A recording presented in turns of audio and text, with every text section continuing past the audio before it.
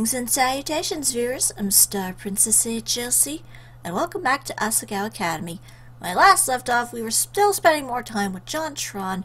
We decided to go visit him at the theater by saying, yes, we do want to be a tree and spend more time with you, John. So now we are here at the theater, but it seems empty. But so, we turn to leave, but something makes us pause.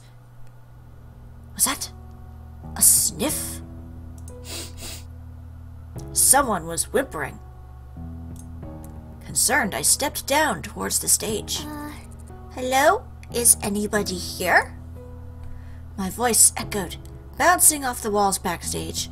There was a slight chill to the air the further down I went, and the stillness caused goosebumps to creep up my arms. I heard again, this time to my right. The only thing I have to my right now is a calendar. And some books. And my controller and such. Hesitantly, I followed the sound, heart pounding hard enough to shake my vision. That makes no sense. But then again, this is a game where we're romancing real-life people who are supposed to be Japanese but look nothing Japanese. A dark form emerged, huddled against the wall. Who are you? What are you doing in here? I took another step closer, and my vision adjusted. It was John! Hunched over something in his hands. His face was pale and lined with smudged tears and sweat. It looked like he hadn't moved in hours. John! I rushed to his side as he attempted to stifle his sobs. He reached an arm towards me and took his hand in mine. Hana. It's terrible. What happened? Are you sick? Are you hurt? With another stifled cry, John shifted. In his lap was a tangled mess of wire, bolts, and... green? Realization hit me like pot shattering against the floor. That can't be! Jacques! He's... John stared at the mess in his lap, shaking his head. What happened? John howled, crouching over Jacques' mess of a body again, and I checked myself. It was too soon, and John was in too volatile of a state to really be talked to. Instead, I rubbed his back, trying to talk in a soothing voice. Well, it's okay. It'll be okay. He's a robot, so he can be repaired. He can be rebuilt if worse comes to worse. John continued shaking his head, completely inconsolable. I had no idea whether Jacques couldn't be fixed, or if he was just losing it. Instantly, I shifted to caretaker mode. Beep. I gently placed a hand on the side of John's head, stilling its near constant shaking, and pushed it onto my shoulder. Shh. Shh. It'll be okay. We're going to figure something out. It'll be okay. Focus on the sound of my voice, okay? I'm still here. You're still here. It'll be okay. I tried to murmur calming things, humming songs, and gently rocking him back and forth. Back when I was still living with my father and started having panic attacks, this was what he would do to calm me down. I squeezed my eyes shut, praying it would work for John too. Eventually, John's trembling calmed. He sniffed. Then he wrapped an arm around me, hugging me like a teddy bear. That must have been an interesting day. It's like, I gotta record sniffling noises. What the hell? Well, then again, that one thing for the nostalgic critic, he had to pretend to get hit in the face with a text. We stayed like that for a while. I didn't know how much time passed, but eventually lost feelings in my legs. Finally, John spoke. Jacques is the most important thing to me. What am I going to do if I don't have him? I pulled out of our embrace, searching his face. You'll be all right, John. You're much stronger than you think. Believe me. I've seen you review all the Star Wars games. Words. John swallowed, turning away from me. From somewhere within, he gathered the strength to pull himself together. After another second or two, he sat back on his heels and looked at me. Thanks, Hana. He was still very clearly upset, but at least he was coherent. Bah! Sorry, I nodded. Maybe there is a way we could fix him. I'm not sure, but when I saw him like that, I just... His breathing sped up again, the beginnings of hyperventilation. I recognized them from my own experience. I stroked his hand. It's okay. We'll take him and see right now. Let's just focus on that for now. Until we know for sure, let's focus on what's happening right now. John nodded solemnly. With a gentle hand, he took off his jacket and turned to Jacques, or what was left of him. He placed everything in his jacket, then bundled it all together in his arms. When he had checked that there were no bolts could drop out. Oh, when there were no holes bolts could drop out of, he nodded at me. I don't know, that was a weird sentence for me for some reason. Let's go. We rushed to the theater to Bluebell House, heads down to avoid eye contact with the students. Thankfully, due to the chill in the air and the lack of sun, few students were out. That, they probably find it kind of weird. Like, he's probably cradling his jacket with Jock's body close to his chest, probably, like, close to tears. And it would be like a funeral pyre of some kind. It's like, okay, John, you do that. I mean, granted, if, you know, in real life, once one of his little birdies is gonna die, he's gonna probably be very inconsolable, considering he loves his little birdies. I saw the one little video of him with Cinnamon. It's cute. So, neither of us were interested in answering the questions that were sure to come once people saw the look on John's face. When we finally made it to Bluebell House, John asked me to fish the keys from his pocket. I did so, ignoring the blush that fought to rise up to my cheeks, somewhat irritated that even in such a grave circumstance, my mind wandered to other things. It's like, think of the sad bird, think of the sad bird, think of the sad bird! Finally, I pushed open the door, and John rushed in. As I followed, I checked the hallway. Nobody had come out of their rooms. We were, as far as I could tell, safe.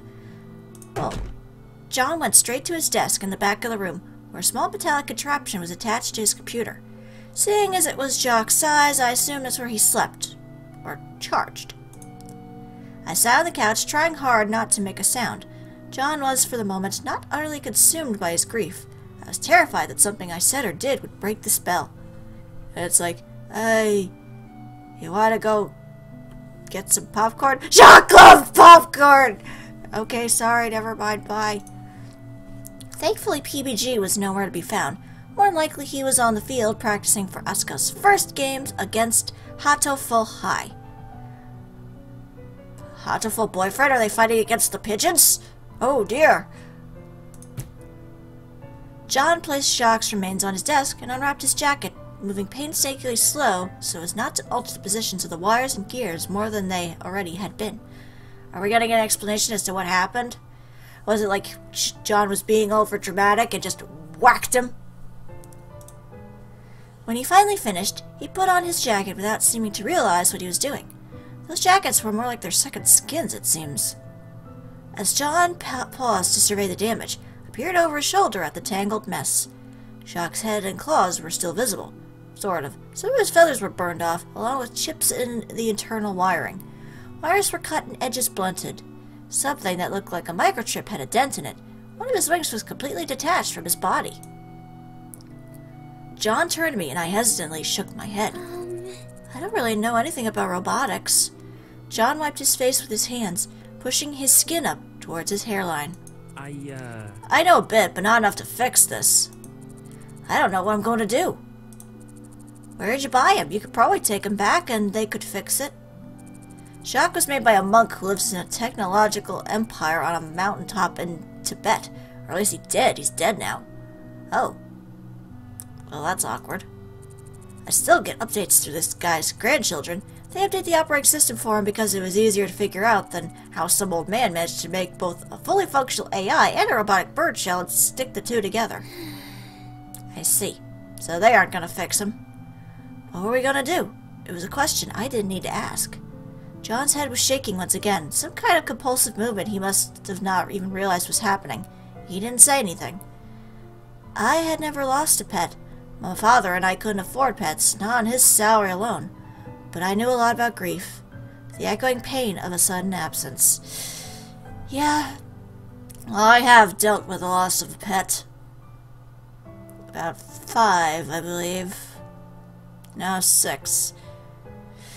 Yeah, it's tough. And it's tough when you lose a family member, too. Or a friend or something. Just take solace in the people that are there. I guess.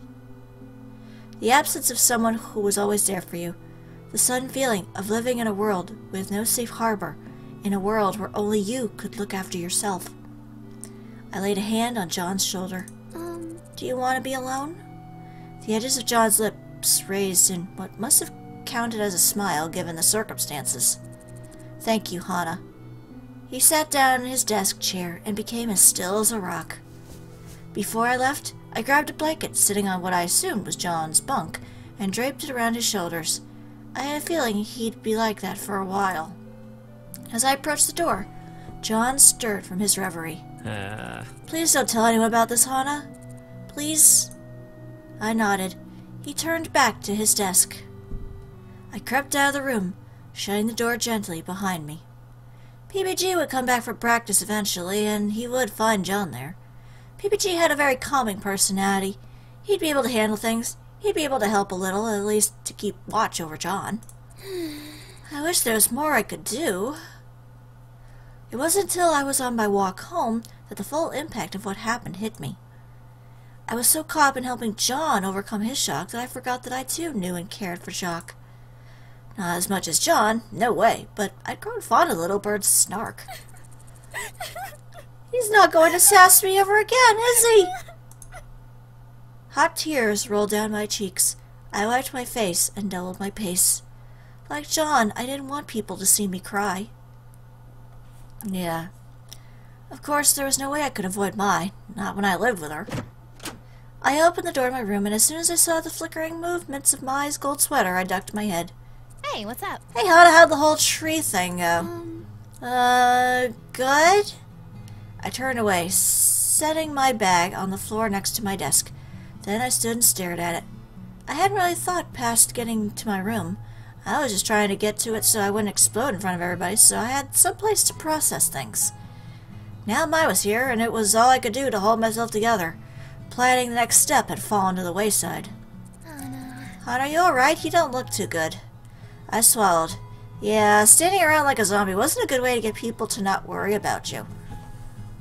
I'm perfectly fine. Don't worry about it.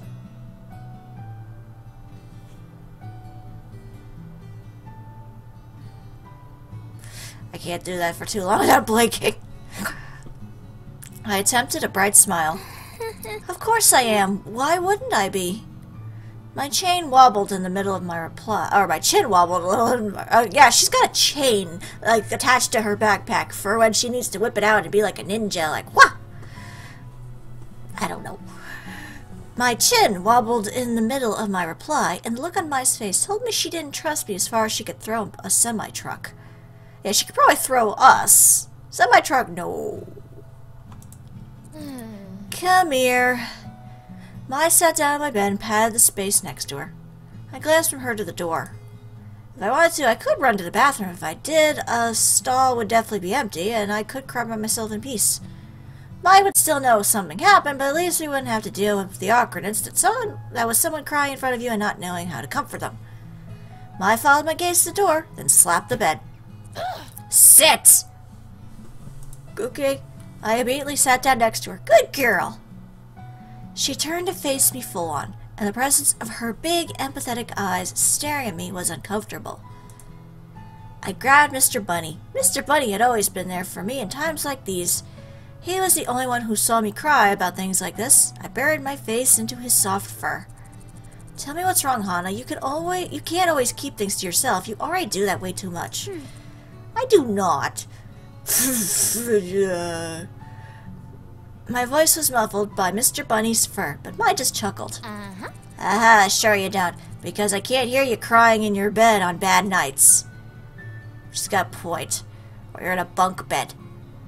Immediately, heat sprung up to my face. Had I woken her? How many times had she heard me?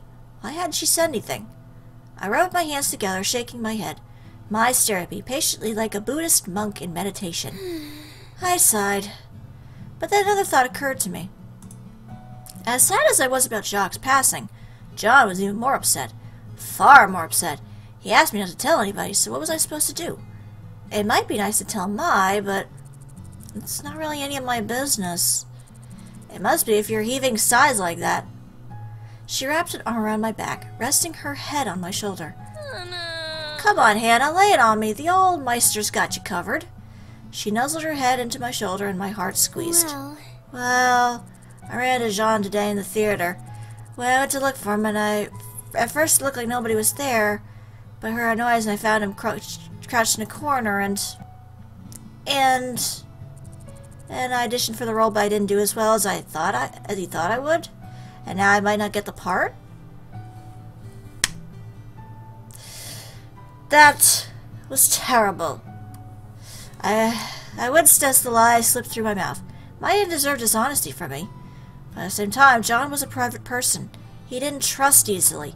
And this was very clearly a private matter.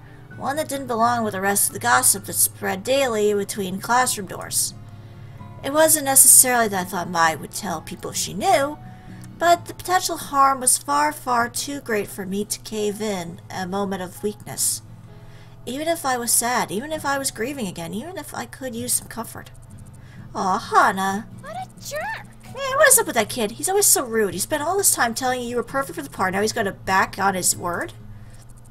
Don't worry, Hannah. You're still the best tree in my eyes. And we both know that's what matters most. Great, I'm a tree. Mai winked, then pulled me into a hug. I'm sorry that you're sad, though. I do hope you end up feeling better soon. Life's too short to spend it worrying about some dumb boy. Truer words were never spoken. Tears once again filled my eyes, and I patted Mai's arm. Thank you, Mai. Thank you. Except it's a lie. I eagerly awaited John's arrival the next day. Images of his distraught form alone in his room have plagued me all night. He was aching to himself, and he didn't know why. Even though I knew he needed time alone and he was grateful I left him, I still felt like I abandoned him when he needed me most. Some people do better being by themselves. Like, usually if I'm in a bad mood and I feel like crying, being around people makes it worse. So usually I try to be off by myself for that, so you probably did the right thing, Hannah. I had Mike help me when I was down. At best, I left John with PBG, but if he didn't tell PBG anything, then I just left him to suffer alone. I twiddled my thumbs by my desk, turning every time I heard the door open. You're not him. Nope. Definitely not. Nope. Not him either, but a lot closer. But PBG and John were roommates. Shouldn't John be with him? Jeez, Hannah, you're gonna get whiplash the way you're whirling around like that. You sure you're alright? Yeah, we're just going whee! Okay, that was dumb. That was dumb. That was dumb. Okay. Crisis averted. That was dumb. I forgot. Wire. Yeah, I'm fine. Everything is fine. Yet again, Mai knew better, but she didn't press the issue. Apparently after last night, if I didn't want to talk, she wasn't going to make me. Not while we were in class, at least. When the warning bell played, I finally got up and crossed PBG's desk. I needed answers. PBG. Hey, PBG. Hey. Hannah, what brings you to this side of the room? Well... Did PBG not know? I need to talk to John about something, but he isn't here yet, is he? Oh yeah, he wasn't feeling well this morning. He said he was just going to stay in bed all day. He pursed his lips. John's been acting really weird since yesterday, though. That morning he was fine. I mean, you saw him. But when I got back for practice yesterday, he was in bed. He didn't even want to go eat. That was how bad he felt. But he wasn't coughing or anything either. I hope he's not depressed. Yeah, hope not too. Damn, kept it even from his roommate. I tried to smile or do something to not raise suspicions, but PBG cocked an eyebrow at me. Hana, you wouldn't happen to know anything about this, would you? Me? John made me promise not to tell anybody, and I wanted to remain faithful to that promise. But this wasn't like telling Mai. PBG was one of John's best friends, and his roommate. If something was going on with John, PBG was the person most likely to notice, most likely to worry, most likely to be able to do something about it. What if I didn't tell him and something bad happened? But if John ever found out, I knew he wasn't going to like it. Oh no, I gotta make a decision. Damn it, I don't know. I don't know.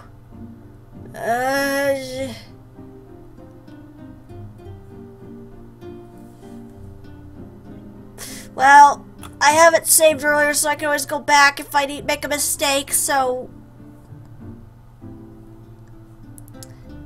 I don't want to break his I don't want to break a promise. I'll keep it between us. No, I have no idea. A nervous giggle flowed out of my mouth, and PBG stared at me dubiously. Okay, then. Apparently I was as good at lying as a turtle was at holding knives. But, take care of him, won't you? Of course. I'm not just going to leave him hanging if he's sick. I nodded. PBG kept staring at me, and I knew that he knew there was more to the story. Even if I was able to keep my promise, I still raised flags about the issue. But maybe that was a good thing? PBG was sure to go back to the dorms and interrogate John about what was wrong. If nothing else, PBG would know that John wasn't sick and would be able to help him in non-physical ways. PBG frowned, shoving his hands into his pockets. It didn't feel right to leave the conversation like this. I was truly grateful that John had someone as concerned about him as PBG, after all. On impulse, I grabbed PBG's wrist and pulled his hand out of his pocket, taking it in my own. Thanks, PBG. You're a good friend. What? What? His entire body colored, and he started trembling uncontrollably, a leaf in the winter wind. PBG, are you okay? Yeah, I'm okay. The door opened, and Miss Shizuka finally appeared to save me from this conversation. I pressed PBG's hand a final time before returning to my desk, pulling out my city management notebooks for the day. Why are we studying this in the first place? Mr. Buttergamer. Okay, that's just kind of funny. What, yes? PBG had moved from where I left him. His hand was floating in the air as if I were still holding it. Realizing that I was indeed gone, PBG scrambled back into his desk, our seat hiding his head as Shane snickered and smacked his back. Still... I wasn't comfortable just leaving John alone for the day. As for Mrs. Shizuka started taking roll, glaring at PBG between every name, I made up my mind. I had to go check on him. But we'll be doing that in the next part, because why not?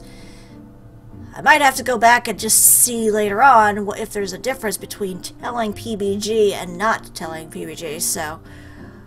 But poor Jacques, I wonder what happened. Well, maybe we'll find out in the next part, but for now, this is StarPrincessHLC saying thank you very much for watching, and have a fond farewell.